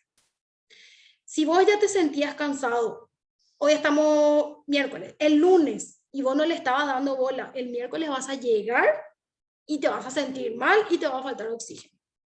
¿Por qué? Porque el lunes el cuerpo ya te estaba avisando de que te faltaba oxígeno porque vos sentías como un cansancio, ¿sí? Ya no podías dormir completamente en la cama. Tenías que usar almohadas para poder tener mayor expansión pulmonar y obviamente mayor capacidad de oxígeno a nivel pulmonar. ¿Y qué pasa? El lunes yo ya me sentía así, no consulté, esto va a pasar. El martes me sentí peor y el miércoles ya llegué con necesidad de oxígeno. Por eso es una enfermedad silente, ¿sí? Es como la presión, no te avisa. Pero sí hay netamente síntomas leves que nos orientan a que estamos empeorando. Entonces tenemos que levantar la antenita de vinil. ¿Estamos? Bien. Y aquí está la parte severa, en donde ya hay un distrés, respiratorio, en donde la respuesta que era innata anteriormente ahora se está adaptando. ¿Qué significa adaptar? Que ya acá yo ya me descontrolé, necesito factor estimulante de células. Entonces, ¿qué pasa? Empieza a liberar todo lo que hay, ¿verdad?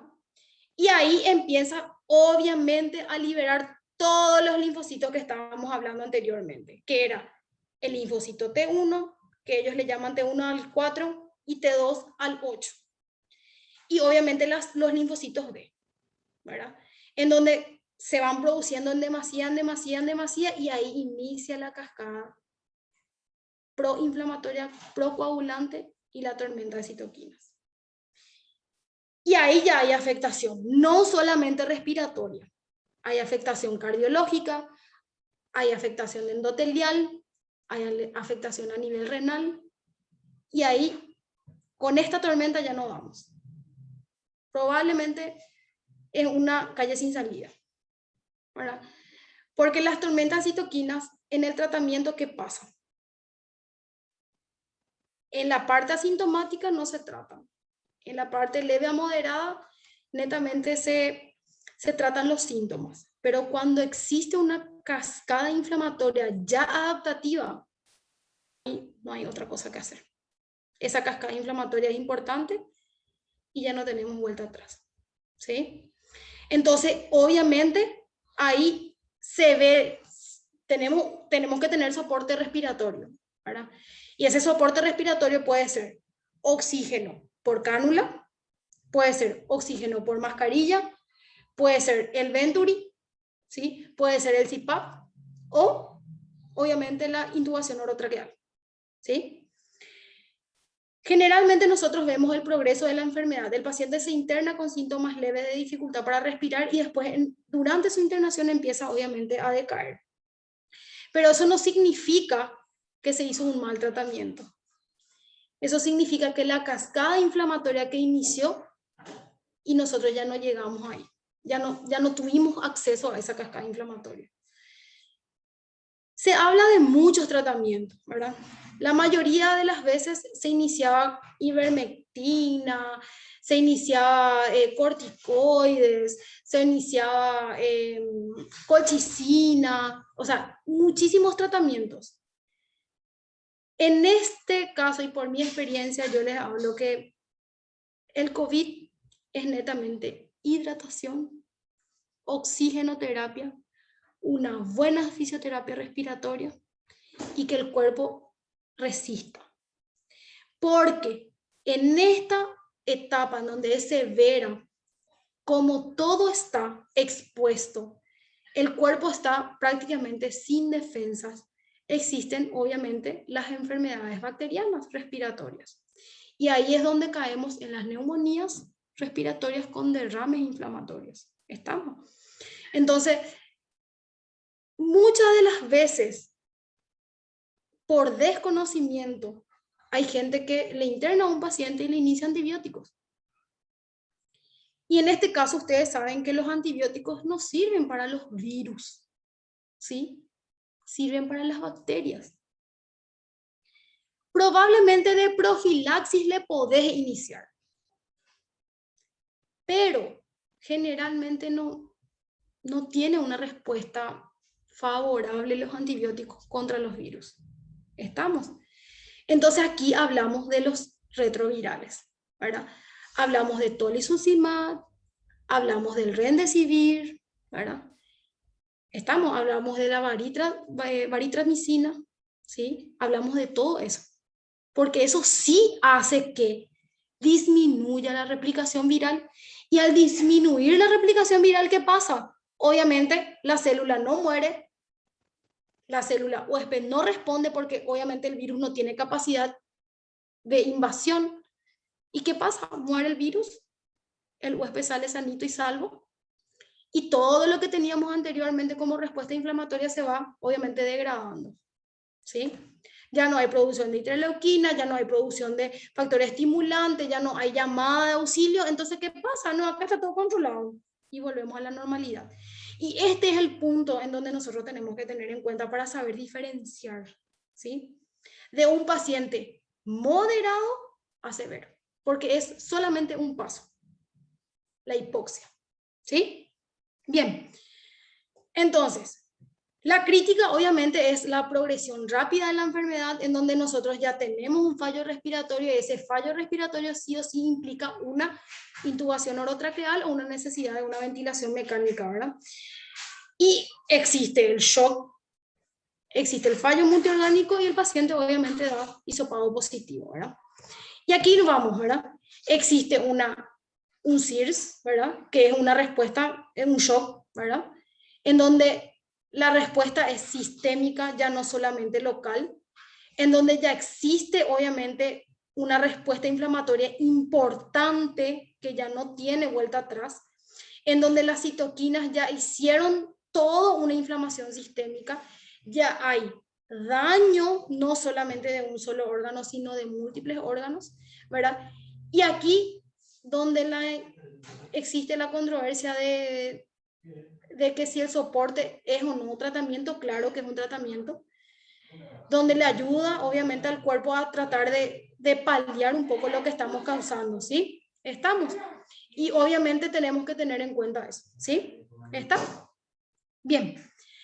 Y aquí les pongo un cuadrito que me gustó, ¿verdad? Porque aquí prácticamente resume todo lo que les había explicado anteriormente, ¿verdad?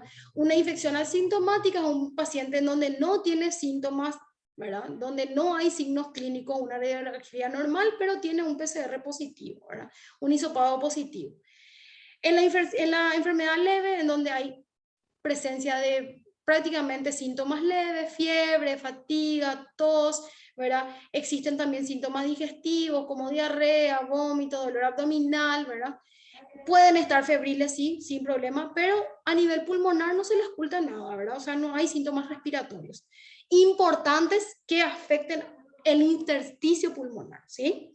Bien, tenemos la moderada en donde ya sí hay un importante, ya se puede ocultar sibilancias, crepitantes. ¿Por qué? Porque en la moderada ya existe afectación, ¿se acuerdan de la apoptosis?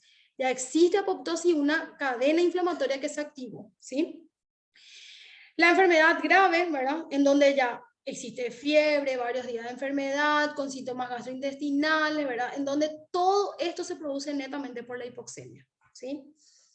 Y la enfermedad crítica en donde rápidamente nos lleva a un síndrome de distrés respiratorio agudo, en donde hay un shock, ¿verdad? A nivel, hay un shock hipovolémico, algunas veces cardiogénico, algunas veces respiratorio, y hay obviamente una disfunción a nivel orgánica, ¿verdad? Bien. Y acá quiero que tengan en cuenta esto, ¿verdad? El porcentaje de presentación a nivel asintomático es del 13%, ¿sí? De 100 personas, 13 van a ser asintomáticas. Imagínense con eso. 13 personas que pueden contagiar y ustedes saben que es de 2 a 3 el contagio, ¿sí? No hay síntomas, ¿verdad? La radiografía es normal y el hisopado es normal, ¿sí? Positivo. Leve, en donde hay síntomas leves, en donde está la gran cantidad de pacientes. 43%, 43% de los pacientes generan síntomas leves que no llegan a internación, en donde hay obviamente congestión nasal, dolor de garganta, una radiografía normal y levemente en algunos pacientes, un 35% hay cambios tomográficos, ¿verdad? Por obviamente la liberación de citoquinas y acumulación de líquidos, ¿verdad? Un edema, se llama un edema alveolar, que se ve en la tomografía. Luego tenemos la parte sintomática, el estado clínico moderado, en donde el 41% de los pacientes, imagínense, pueden presentar el estado moderado. Síntomas digestivos leves, fiebre, tos húmeda, en donde ya se escucha crepitantes, en donde la oximetría todavía no está afectada, en algunos sí, en algunos no. Y obviamente la tomografía ya presenta lesiones características, que es como un infiltrado algodonoso disperso periférico. Bien, y tenemos la forma grave en 2.5%, en donde sí ya nos lleva a una hipoxemia, en donde ya necesitamos requerimiento de oxígeno, ya necesitamos obviamente una internación, ¿sí? Y el crítico en donde es el 0.4%, ¿verdad? En donde ya hay una insuficiencia respiratoria aguda que necesita obviamente una ventilación mecánica. Bien, ahora, esto es en cuanto a todo lo que es el estadio clínico, ¿verdad? tenemos los factores que hacen que esta enfermedad progrese más fácilmente.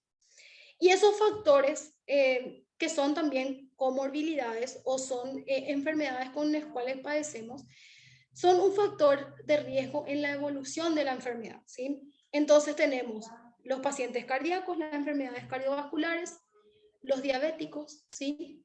La hipertensión, ¿verdad? La enfermedad pulmonar o crónica, el cáncer, la enfermedad renal crónica, la obesidad y el tabaquismo, ¿sí? Estas enfermedades son las que ocasionan, obviamente, el progreso de la enfermedad un poco más lento o un poco más rápido, ¿sí? Sabemos, obviamente por fisiopatología, que todas estas enfermedades, en la enfermedad cardiovascular que existe un daño a nivel muscular, cardíaco y a nivel vascular cardíaco. Entonces, ¿qué pasa? Cuando hay ya un daño, entonces, ¿qué pasa con el SARS? Viene y ocasiona más daño. Y ahí empezamos con toda la cascada, ¿sí? Igual con las enfermedades renales, ¿verdad? En el cáncer la misma cosa, son inmunosuprimidos, ¿verdad? Y en la obesidad también, ¿sí? Bien. Ahora, ¿cómo detectamos los síntomas, ¿verdad? Perdón, el virus. Netamente por una técnica de laboratorio que es el hisopado nasofaríngeo, ¿verdad? Se utilizan muestras recolectadas que son nasales, faringias o nasofaringias, o los lavados alveolares, ¿sí? La efectividad es innata, ¿verdad? Generalmente es innata a nivel respiratorio, a nivel superior, inferior. ¿Por qué? Porque la carga viral es mucho más alta, ¿verdad? Y por ende son más sensibles, ¿sí? Bien, los hisopados nasofaríngeos demostraron una efectividad importante, ¿verdad? Y obviamente tener la menor tasa de falsos negativos, ¿verdad?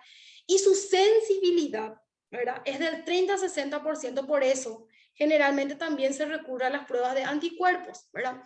Que también son un complemento para el diagnóstico de esta enfermedad, ¿verdad? Generalmente se detecta con los anticuerpos que se tuvo la enfermedad o que se está teniendo la enfermedad, ¿verdad? Y generalmente es más elevado, generalmente es más elevado al inicio de la infección y cuando uno ya está pasando cuando uno ya está pasando la infección, a la mitad de la enfermedad más o menos ya disminuye la IgG-IgM, ¿sí? Bien. Y aquí les muestro la forma de hisopado, ¿verdad? Una de ellas es la orofaringia, ¿verdad? Que se introduce a nivel bucal y va netamente posterior a la úvula. Miren, aquí en este canal. Y en el caso del nasofaringio se introduce a nivel de la nariz y va netamente en contacto con la fosa posterior faríngea, ¿sí? Bien. Y obviamente también, una vez que tengamos la enfermedad ya instalada, tenemos las pruebas laboratoriales, ¿sí? Estas pruebas laboratoriales nosotros obviamente tenemos en cuenta con todo lo que es el estado proinflamatorio y procoagulante, ¿sí? Y obviamente algunas veces son marcadores de un pronóstico no muy bueno, ¿sí? ¿Por qué? Porque obviamente si existe linfopenia, ¿qué pasó? Cuéntenme qué pasó si existe linfopenia. ¿Qué es linfopenia? Es la disminución de los glóbulos blancos, ¿sí?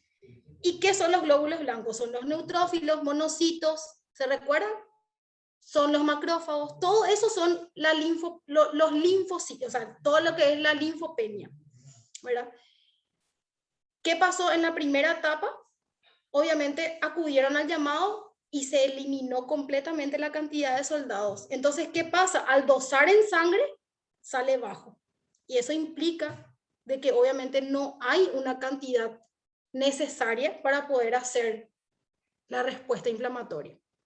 Entonces, ya hubo consumición de linfocitos, neutrófilos y macrófagos con monocitos. Entonces, ¿qué pasa? Hay una linfopenia, ¿sí? Elevación de enzimas hepáticas, ¿por qué? Porque el hígado es el encargado de ¿qué? De la maduración celular, ¿sí? El hígado libera muchísimas proteínas, muchísimos marcadores que ayudan a la maduración celular. Entonces, ¿qué pasa? Como ya se terminó, ya se está haciendo un factor estimulante,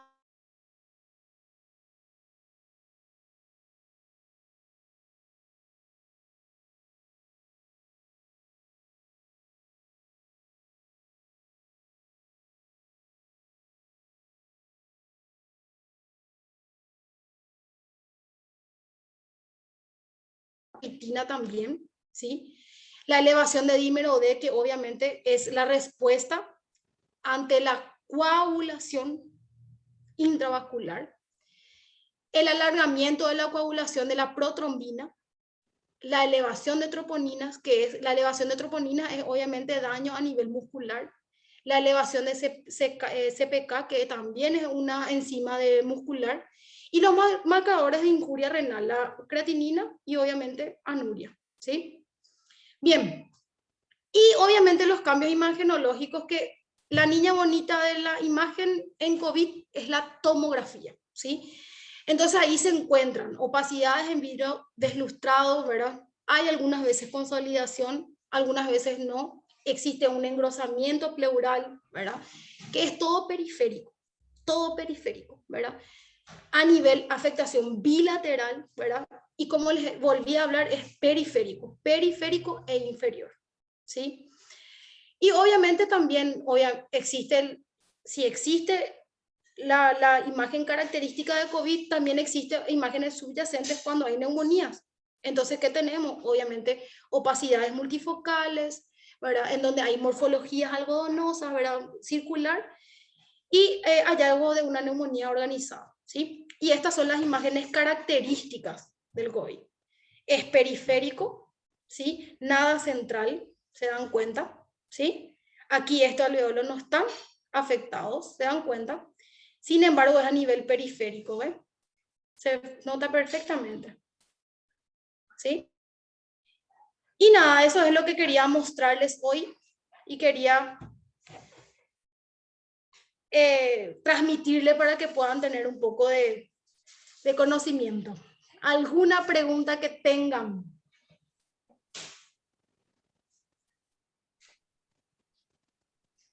Ninguna parece, todos se durmieron. Espero que les haya gustado. Profe, te escucho. Excelente disertación, profe. Qué bueno, qué bueno. Qué bueno Realmente quedó todo muy claro. O sea, no hay nada, al menos desde mi punto de vista, no tengo nada que preguntar. Al contrario, aprendí más con esta clase. Acá dice Angélica que es súper interesante el tema. Qué bueno, qué bueno. Y si No me detuve alguien, a leer los mensajes porque estaba no, súper... y no Ahora sé vi que si, Excelente, profe. Hola, ¿qué después de tal? 2 dosis tuvo. Mira, Mónica después de 2 dosis tuvo igual COVID, ¿eh? Eso es lo que estaba mirando. sí, Espero que les haya gustado. Y en nada, es para transmitirle un poco lo que estamos viviendo en estos 2 años. Bien, excelente, profe. Me presento. Yo soy la licenciada Sara Díaz. Voy a encargarme de los siguientes módulos Espectacular. y le digo a los chicos que la aprovechen a la doctora. Súper didáctico, profe. Yo creo que si no comprenden la enfermedad hoy, mañana viendo el video ya van a Qué manejar bueno, por lo menos. eso está bueno. Lo ideal es que se saquen las dudas ahora. Siempre digo, ¿verdad? Estamos acá para ayudarnos entre todos. Nadie es perfecto, nadie tiene la Biblia en la mano de la enfermedad de COVID, pero es lo que hoy se está publicando y se está transmitiendo, entonces es lo que yo quiero que sepan, lo más importante es la verdad. ¿Sí? Hola, profe. Chicos, aprovechen Sí, la profe. ¿quién me habla? Yo no te puedo ver. Dime. profe, Mi ¿puedes no- dejar de compartir tu power para poder ver el rostro de Ahí, todos? ahí veo. Dejo de Ahí, compartir y ahí le ahí veo. está. Sí. Dime. Hola, ¿Quién me profe. habla? Mi nombre es Walter Quiñones. Bien, Walter, dime. ¿En qué te ayudo, Walter? Sí, yo me recuerdo que los primeros días que empezaron a saltar estos temas de los medicamentos que se podían consumir para el tratamiento del COVID, figuraba esta droga, el hidroxicloroquina. Hidroxicloroquina, sí. Sí, ¿y qué sabe acerca de ¿Qué eso? mecanismo? Sí, ¿qué es lo La que hace? hidroxicloroquina inhibe la replicación viral. Ya, Entonces, ¿se recuerdan que, que el SARS entraba a la célula y liberaba su ARN? sí. Y al liberar el ARN, ahí es donde actúa. Ah, ya. O sea No libera el que, ARN. ya, ya, Entonces no hay entiendo. replicación.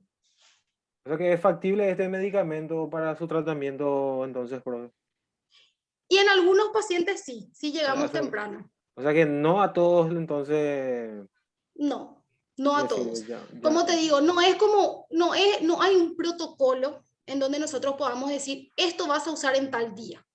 ya. Porque, como te digo, tenemos 10 días de periodo en Sí, donde nosotros podemos demostrar los síntomas.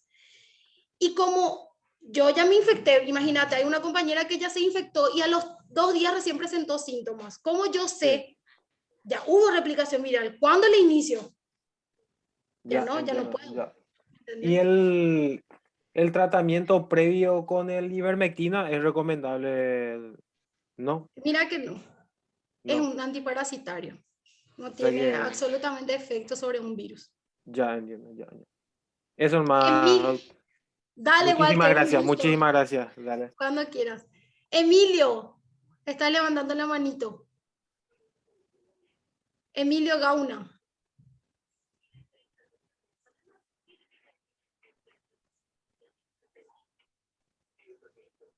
Pueden preguntarme lo que sea, no hay problema.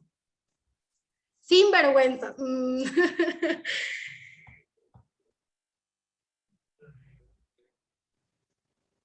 Qué bueno Chicos, que hayan pregunten aprendido. porque es súper importante que manejen bien la enfermedad porque de acuerdo a eso es lo que vamos a ir aprendiendo en los siguientes módulos, va a ser mucho más fácil, porque el abordaje kinésico depende de que ustedes tengan un buen manejo de la enfermedad en sí y obviamente para tratar las secuelas. Entonces aprovechen la doc, porque en la Emilio, siguiente Sí. dice Emilio que no pueden Sí. hablar porque no le permiten, dice. No, él tiene que habilitar su micrófono, profe. Vos habilitas tu micrófono, Emilio. O si me querés preguntar en el chat, no hay problema. Angélica me pregunta si el paciente pudo haber desarrollado tuberculosis. ¿Cómo se infecta uno de tuberculosis? Por un bacilo, ¿sí? Una bacteria, que probablemente era asintomática la bacteria y ya lo tenía a nivel pulmonar. Pero desarrollar tuberculosis posterior a eso no creo. O sea, de SARS pasamos a tuberculosis no tiene nada que ver. Probablemente la bacteria ya estaba a nivel pulmonar y con la inmunosupresión la bacteria fue oportunista, como les dije hace rato, puede generar infecciones respiratorias oportunistas y la bacteria bacilar obviamente que generó la tuberculosis, pero posterior a la inmunosupresión eso pasa. Profe, una Dime, consulta. A nivel ocular existe secuelas post-COVID. sí existe secuelas a nivel, sí, existe. Sí, profe, porque yo tengo una compañera de trabajo que le aceleró, digamos, la catarata, puede ser. Sí, A mi suegro también. ¿por qué produce una progresión de la enfermedad ocular? Porque existe obviamente daño a nivel tisular y como yo les dije, este receptor está en todos los lugares, incluido a nivel cerebral, Ah, ya entiendo. ¿sí? Ya, ya. Este receptor está en todo el cuerpo, ¿verdad? Y cuando hay COVID, probablemente la progresión generó también un daño tisular a nivel ocular, entonces hay una progresión de esa enfermedad. Ya entiendo. ¿Sí? O sea que la presión ocular y todo, obviamente, afecta Claro, por ende, ya, exactamente, bueno, puede, ya entiendo. sí Eso, existe. muchas gracias. Muchas gracias, profe. ya también. Sí, histológicamente son los comprometidos. Me estás preguntando si histológicamente siempre son, no siempre. Es el principal. Es el principal. La ECA2 es el principal. Por eso digo, es más afín. De 10 a 20 veces más es afín. Pero hay otros receptores también que prácticamente no tienen mucha implicancia como la ECA. ¿Está bien, Emilio? Te respondí. Espectacular. Bien, ¿alguna otra pregunta? Bien, me gusta que me hayan escuchado, eso es lo bueno, que hayan por lo menos escuchado esta prolongada monología, como se dice, ¿verdad? Pero quiero que aprendan y cualquier cosa, estamos a las órdenes, profe, sin problemas. Bueno, si no hay más consulta, entonces, profe, damos por concluido la clase y como te Bien. dije, excelente, profe. bueno. Se entendió todo lo que explicaste y bueno, por lo menos tenemos más conocimiento acerca de esta enfermedad, ¿verdad? Pues sobre todo. Qué bueno. Y bueno, muy Eso está buenas bueno. noches, profe, Bien. muchas gracias. Nos vemos dentro de 15 días. Si Dios quiere. Los que sí quiero comentarles es que vamos a crear los usuarios y las contraseñas para la plataforma para que puedan acceder a esta grabación y al PPT de la autora Allison. Entonces ustedes pueden volver a ver la grabación de la clase que vamos a estar Bien. enviando a partir del lunes. Y bueno, profe, buen Dale, descanso, profe. que mañana es otro día laboral. Buenas Sí, noches así para mismo. todos. Nos vemos. Chao, Chao, chao. chao. Un gusto.